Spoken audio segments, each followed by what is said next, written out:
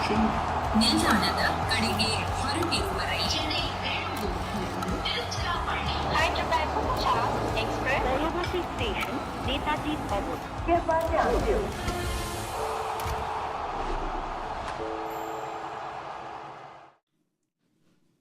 Hello and welcome to Voltas presents Cricbuzz Live. I'm Saiyami Kher and things are really heating up. I'm not talking about the heat outside. I'm talking about the points table because Delhi and Gujarat both lost their games yesterday and day before yesterday. So that points table has completely opened up. It's almost like a game of musical chairs now. 4 chairs, lots of contenders, and that music has been amped up in the musical chair contest. Joining me today in the studio in their red chairs, 2 people who I love listening to because they have so much knowledge about the game and they bring so much insight to the game, but they have also given me so much pain as a child. That's why I'm just happy to have them on the red chairs and they're not bowling to my heroes. Please welcome Adam Gilchrist and Shaun Pollock. Welcome, gentlemen.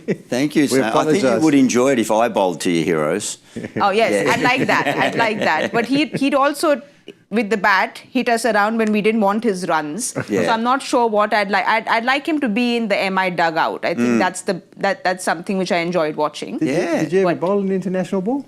Not in international. I've got an international wicket, well, an international player. Yeah. Name and shame? Yeah, well, a guy that you got to know well at Mumbai Indians, Harbhajan Singh. Yeah, my last ball in competitive cricket. Okay. Was it your first IPL ball and you get the wicket? It's the only ball I've delivered in competitive cricket. We keep seeing that back on the highlights, you celebrating. One ball, 1 wicket? 1 ball, 1 wicket. Nasty. And one of the most embarrassing moments of my career when I tried to do... It was around the time when the cool guys like Gailey and someone were doing the Gangnam style celebration. And you went down that route? I did, yeah. My kids watch it on YouTube. Do you want to replicate that you want to replicate that for us? I will not be replicating it ever again. So apologies to all for that vision. No, we still remember that because that keeps playing on our television, so that memory is still very vivid to everyone. Okay, you'll have to show me afterwards. Yeah. I can't remember it. Can't I don't know if I ever saw it. No, don't go looking Come for on, it. Gilly. Well, Bring back the good memories. Well, the thing about where it all ties in is I was playing for, well, it was Kings 11 Punjab then, but Punjab Kings, and they're on tonight, obviously. So a big match-up tonight. There's a lot on the line. He's nicely segued away from That's the Gangnam right. style. He's Just move away from move away from that, but we will get to you. Come on, keep it moving. There's cricket on. Well, like you said, Punjab are playing tonight and they play CSK. And this is something that has never happened before. If CSK lose today, they would have lost 5 games at home, and it's never happened before for CSK. Punjab have won the toss and they will be bowling first. So CSK have not liked chasing at home, so I don't know if they'll be happy to be batting first because they've not been very good at chasing home. But Polly, we talk about that fortress. There are no walls left on that fortress anymore because those walls have completely crumbled and they really need some rebuilding at home. Yeah, I think of all the years gone by, how difficult it was to go there. You know, the surface was quite different compared to what you'd face on a daily basis. The heat, those conditions were hard to adjust to. So it's surprising that it's not the fortress anymore. And teams are going there with a real desire and real hunger to pick up the points and knowing that they can. You say they're going to be batting first. It hasn't mattered if they batted first or second. The batting just hasn't been on point.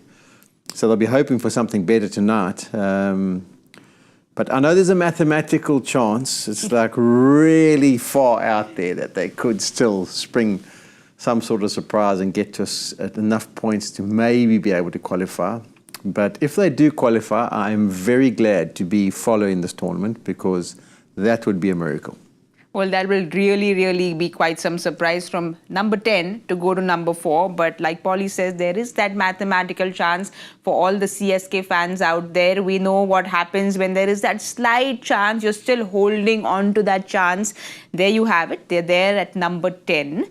But like Polly said, if they win all their games from here on, the next 5 games, they still could possibly get to 14 and then hope for other teams to lose and that net run rate of other teams to go down. So, yes, it is possible. But Gilly, talking about CSK, what do you think has gone wrong? Because has it been something that has gone wrong at the auction table, or do you think they've had the skill, they've had the players and they've just not showed up?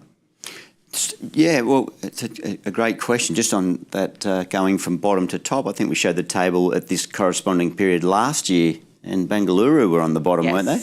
And they made the finals. So, but having said that, the balancing effect of that, when you start saying mathematically we're a chance, you know you're in trouble. And what is a certainty of that is you know you haven't played well to this point, and CSK certainly haven't.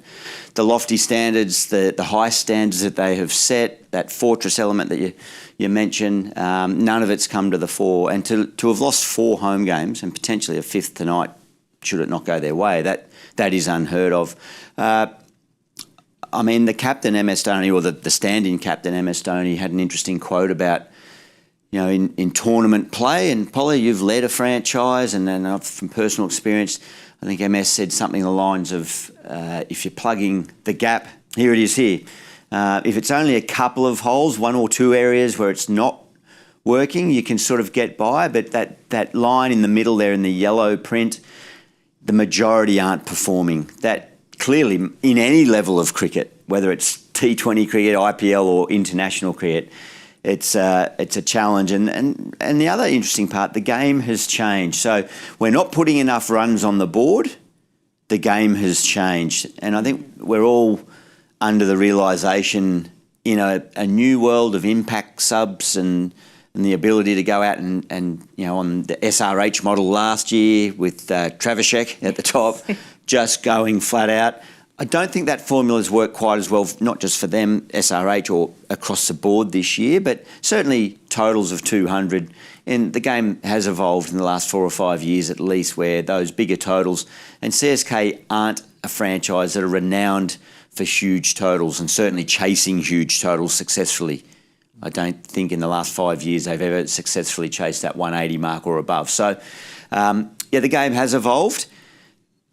CSK are a team where I think over the entire journey, you just when you think they are coming to the end of a generational run or a group of players, they seem to somehow regenerate without even doing anything magical and recruiting with any great strategy, but they seem to find a way. But you just wonder, has it hit the end of the line? Do they need a complete rebuild and a reshuffle? Well, this is something that Mike Hesse said as well. He said that we didn't get it right at the auction this time around, and he said that they would like to probably find younger, newer talent and use recruitment in a better way, which possibly they didn't do this time around. So exactly what you said is that it's been working for them all these years. They've kind of given a rebirth to so many careers, but this time around, it just didn't seem to happen for them. Yeah, I mean, what did they win? They won the last time with Dad's Army, didn't they? They used to be called Dad's Army, that bunch through the experienced campaigners.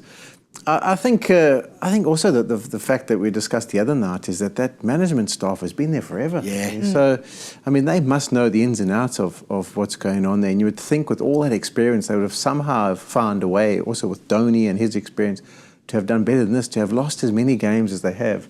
Just comes as a massive surprise. But yeah, maybe with Gaikwad, when he does come back next year after his injury, maybe it is time for them to get a bit more of a youth policy involved and try and get people established. I mean, what's Dhoni's been there for 18 years. You know, try and find a few people who could maybe be there for 5 or 10 years and try and bring some more success back to the franchise.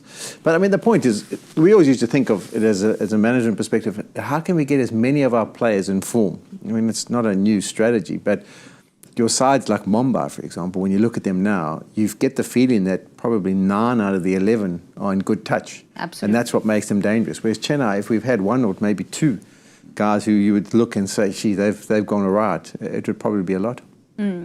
But well, this is what Dhoni said at the toss. He said that, you know, with CSK, when we used to do shows around here, we used to always do like a copy-paste of the CSK team because they never changed anything around. But this time around, Dhoni said that we had to change things around because things haven't really worked for them.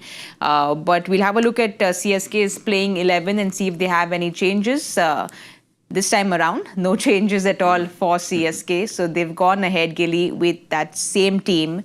But, you know, when I have a look at that playing 11, I mean, I've been a huge fan of Ravindra Jadeja, but I just want to understand, is he playing too high up? Or are you happy with the place that he's playing at? Look, I personally don't see him as a number 4, a regular number 4 batter in an IPL lineup. I think his all-round skills are unquestioned. We know the impact he's had, the titles he's won, the success he's had in most levels of cricket that he's played at and most formats. But I don't see him as a banker at number 4. I think he's done his best work in around probably 5 and 6 over the years. Here's his stats across his career for Chennai. The green, the strike rate in the green there at 5 and 6. There's just that added responsibility at number 4. Decent average, I think. But I don't know that we look into averages too much now in T20 cricket. It is the strike rate. It is the impact that you have in a short period of time in a match. But look at this, number 6. That to me is a position that Jadeja should be hovering around because it allows him to have that impact. Maybe when a team feel like they've got a couple of top order wickets and they're into that middle order, I would assume a lot of his best results are when his team's on the back foot. Yes. I think he's that style of cricketer. He's such a fighter. He's so wily and knows when he really needs to draw and dig deep. And if you're batting at 6, you're then probably taking a little bit of pressure off your batting and that allows your bowling to flourish and your fielding. And whereas that responsibility at number 4, it might just take a percentage of the mental capacity and power away from the other aspects of your game. Yeah, if you look at that graph, and then the sample size is very small. It's 9 matches compared to the bulk of this career, basically. I think also at 4, you kind of have to be a decision maker. It's like, do I stick or do I go? Like how do I pace this? Whereas if you come in at number 6, it's kind of normally 2 roles. Normally they're in trouble and you can just bat and take your time, or else you walk in and you know you're going to whack. But isn't that clarity given from the management when he's coming in at 4? What role he has to play? Yeah, I mean, you give your role, but then you've still got to make the decision. So you're saying, okay, I'm facing this guy. Do I take him down? Is this the right matchup for me? How do I score? I don't have to hit it in the air. Can I find different ways of picking up boundaries? So I do think, as Gilly says, it's more of a batting role where a batter who's been a batter for his whole career would probably be able to work that kind of game plan out easier than someone who smashes it. I like what you said there. I think in general, not necessarily exclusively, but in general, the script is written for you with a bit more clarity at number 6 as a batter in T20 cricket than number 4.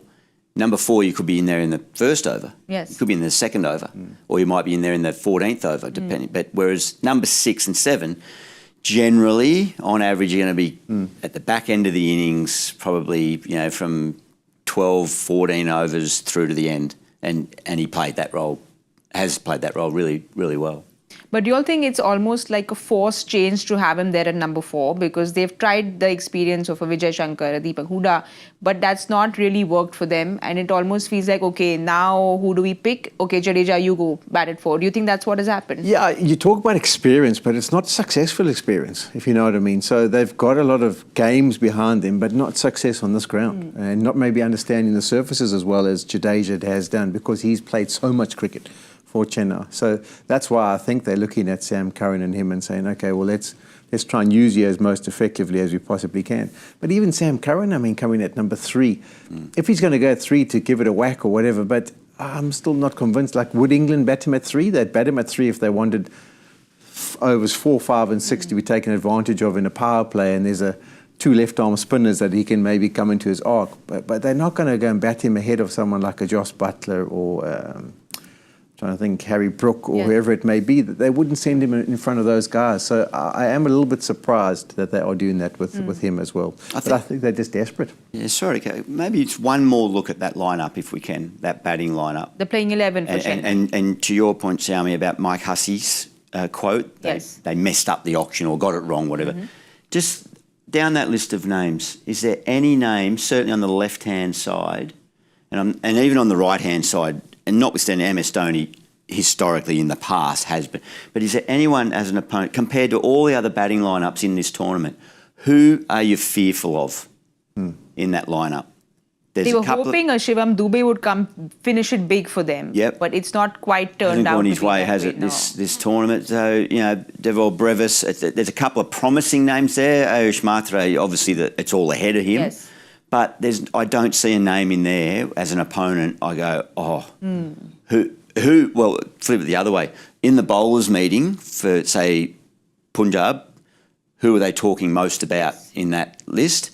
I'm not sure. They could be talking about anyone because there's no powerful name. That doesn't mean someone's not going to go out and do well, but just lined up against no all one's the other getting batting those lineups. sleepless nights when they look at That's that it, playing 11. But let's have a look at their impact list as well. They will be coming into bowl later on. So either Ashwin or Overton coming in, you'll feel?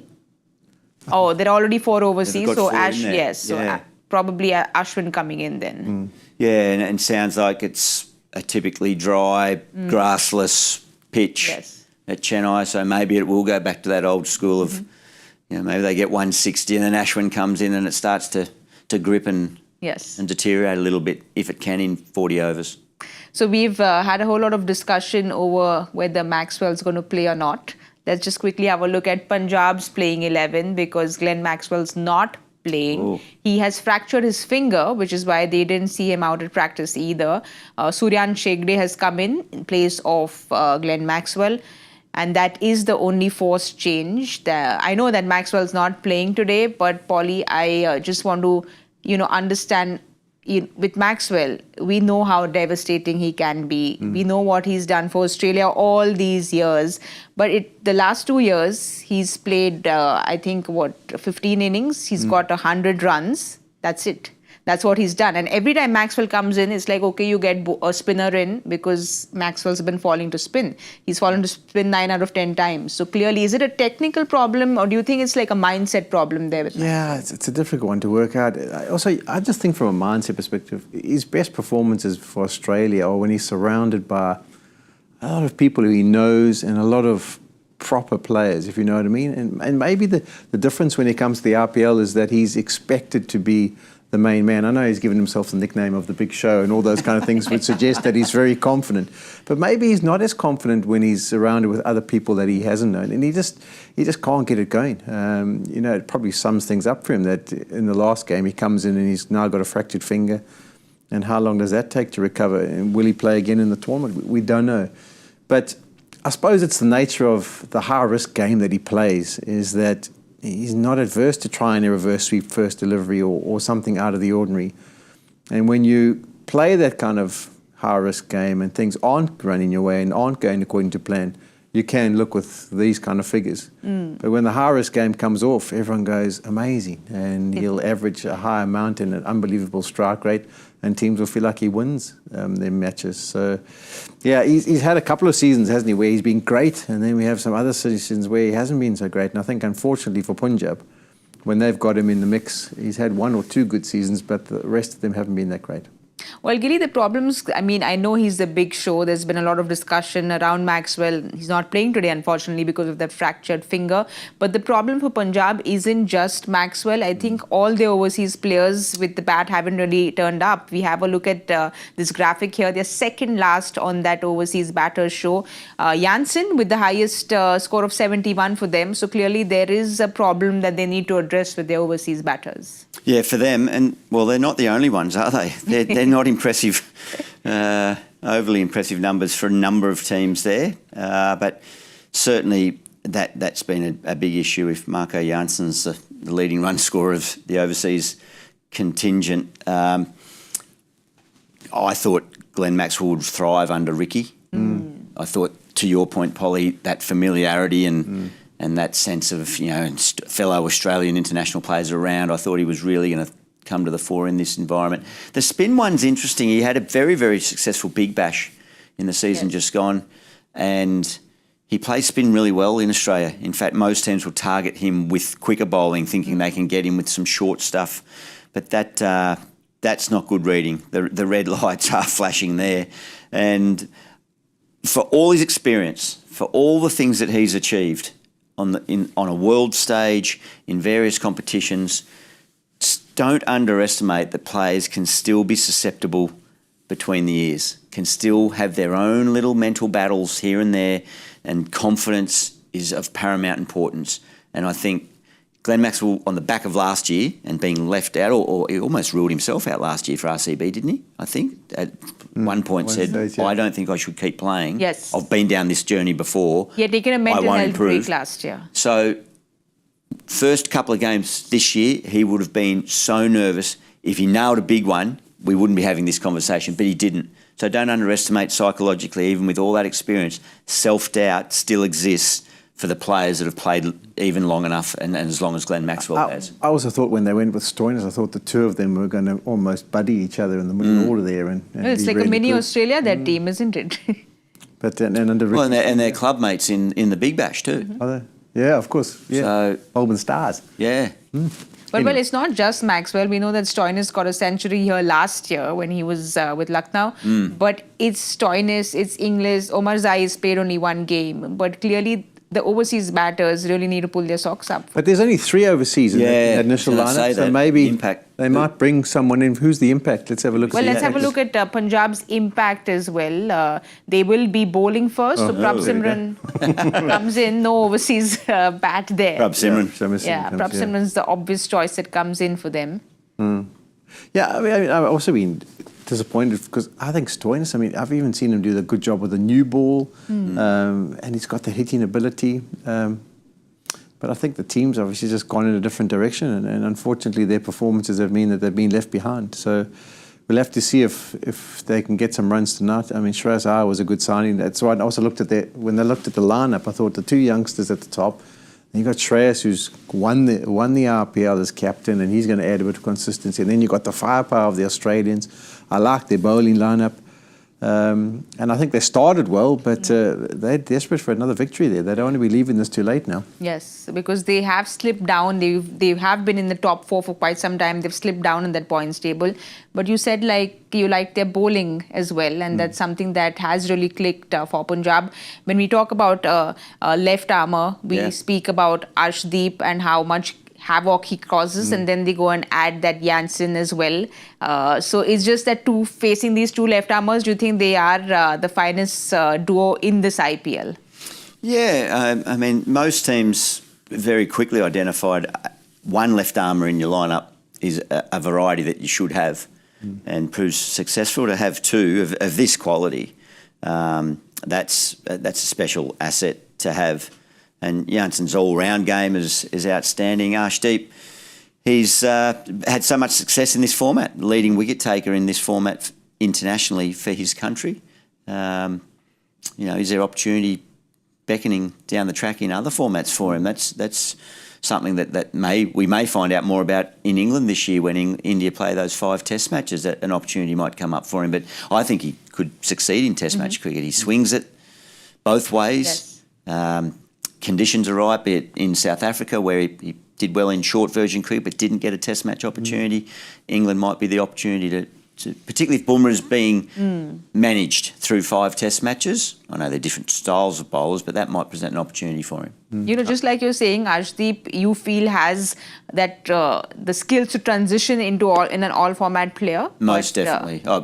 You're better asking this guy here. The only thing we've got to ask about him is does he have that ability to bowl long spells? In the white ball format, if you had to say to any team in South Africa, who would you like as an overseas pro? Arshdeep would be top of the list because every time he's gone to South Africa, he's just undone unbelievable. He's averaged 9 with the ball and economy rate of less than 4 in the one-day internationals and the T20s. He did well. And the last 2, I couldn't believe they didn't keep him for the Test series. I think Mukesh Kumar played the first Test. Yes. And I was saying, well, what we've seen in this white ball series, even if he can only bowl 10 to 15 overs a day, Arshdeep's your man. He's swung it. He was lethal against the South Africans. So, as I say, I just don't know the fitness level and whether he's got that ability to come back second, third spells. And maybe that's the question mark that he still has to answer for the selector's perspective. But when you look at the skill set and what we've seen from him performance-wise in the white ball, you've got to be asking, and left-handers. How many left-hand bowlers? There's not that many around. You guys used to have plenty, but there's not many that step up now. So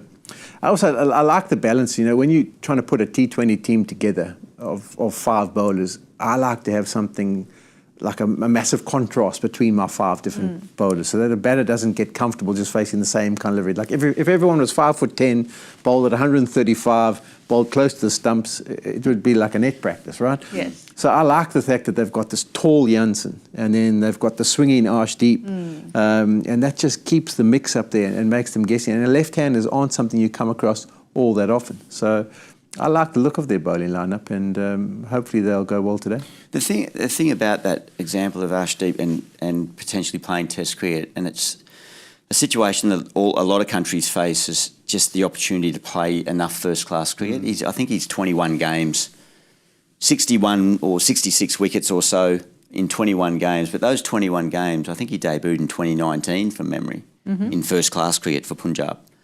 So 5.5, 6 years, only 21 matches.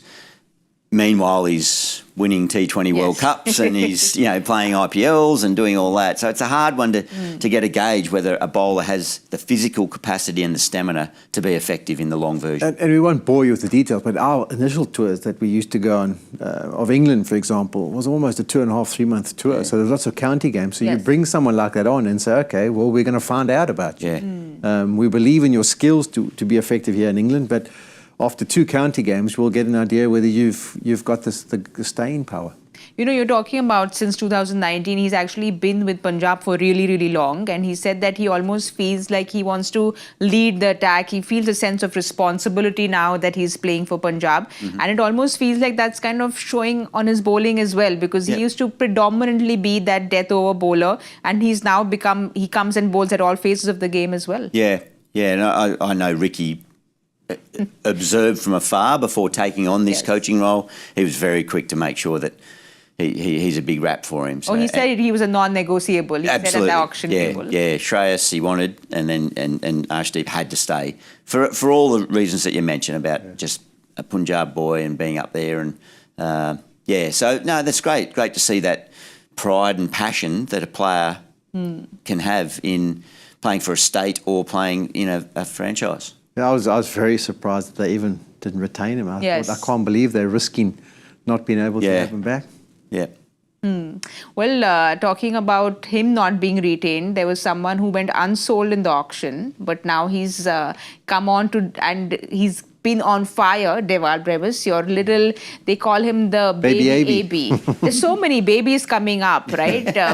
Boss baby, baby AB, baby Malinga, so many of these babies, but how impressive has he been? Yeah, I think he's really come into his own. We've seen a lot of maturity. He was picked up in a lot of these leagues around the world over the last 4 years, where kind of wasn't really ready for it, I think. And they thought because he was baby AB that they could go and get some unbelievable results from him. But I think gradually he's got home more. He's got to play more 4-day cricket. He's got to play more 1-day cricket in our setup. And he's starting to find his feet and really coming into his own and starting to produce what we thought he was capable of. And he'll be keen again. I mean, he's got into a new franchise there. He's had 1 game under the belt. He showed something. He got 40-odd or whatever it was, or 20-odd balls. So he's hit the ground running for that franchise, and he would love nothing more than to back it up with another performance today. Well, Gilly, he was actually got in for a seamer. Gurjapneet was ruled out, and that's when Brevis came in. Coming back to that whole auction discussion, is there just confusion because you get a seamer out and you get this hard-hitting bat in? So it's just lack of clarity again at the auction, you think? It looks a bit scrambled, doesn't it? But if the batting coach or assistant coach, Mike Hussey, is admitting that they got it wrong, well, we can only take that on face value. They lost their way with strategy. Why can't he bat 4? I would think if I was Stephen Fleming and management, I'd say, okay, if we think our focus now needs to be towards next year and getting some foundation right, I'd like to know how he goes in the fire and throw him in there, push him towards the fire. He came out, he come 5 or 6 in the last game, and he got that score. So there's no reason why now. He's got a score on this ground. Yeah, I agree with you. We have to watch the space and see. The other thing, don't forget, Chris Gale went to RCB. He replaced Dirk Nannes.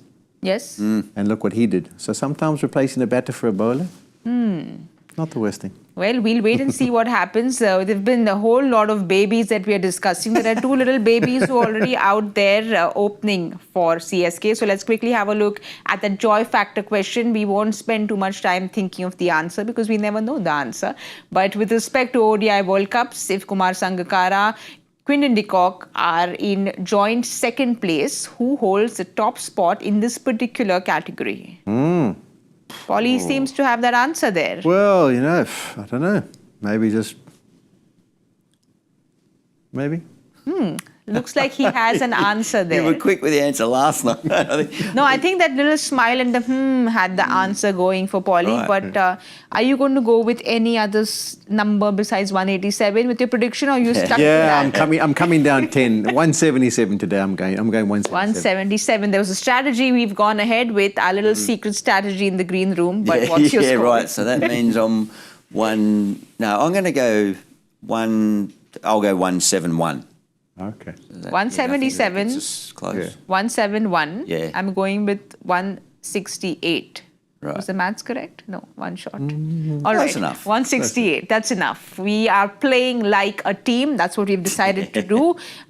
Polly told me that GK was here and he led the team very well into the prediction score. So I hope GK can give me the senior tips on how to get this prediction game going. We'll find out if we manage to do that. Thank you so much, Gilly. Polly, it's always such a pleasure chatting with you all. We will be back at the 10 point at the Cricbuzz Combox with all the updates. Thank you so much for watching Voltas presents Cricbuzz Live. We'll see you all very soon.